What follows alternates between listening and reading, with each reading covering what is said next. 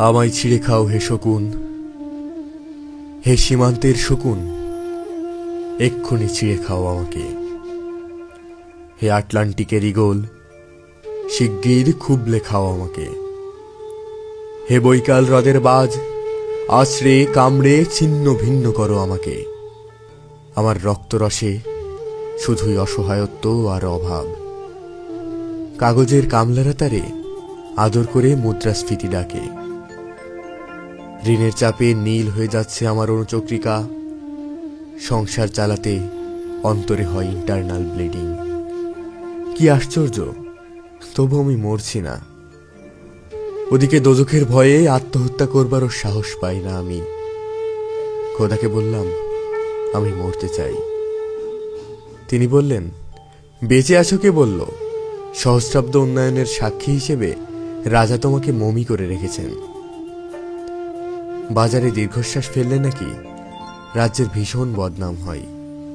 রাজারও মন খারাপ হয় খুব।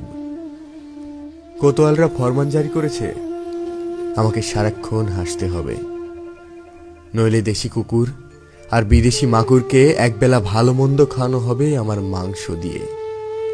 নিত্যদিন ব্রয়লারের ভুঁড়ি নাকি ওদের ভাল লাগে না। অথবা আমাকে ভাগ দিয়ে বেচা হবে। মানুষেরও তো মানুষ খাওয়ার স্বাদ হতে পারে, তাই না? ভাগ্যিস তা বিদেশি সুপার শপে বিক্রি হবে না। দেশি মানুষেরই তো হক বেশি আমাকে খাওয়ার। এ দোজখী যখন নিয়তি, তখন আমি উদাম হয়ে ডাকছি দুনিয়ার শ্রেষ্ঠ মাংসাশী বিহকদের। হে ঈগল, চিল ও ভয়ঙ্কর বাজেরা, হে সাম্রাজ্যবাদী সাহসী শকুনিরা, তোমরা F-35 মতো, MiG-29 মতো দল বেঁধে হামলে পড়ো আমার বুকে। আমার রান থান চক্ষু কলিজা আজ সব তোমাদের গনিমতের মাল। দেশি শুয়োর খুবলে খাওয়ার আগেই আমাকে ইচ্ছে মতো ছিঁড়ে খাও তোমরা।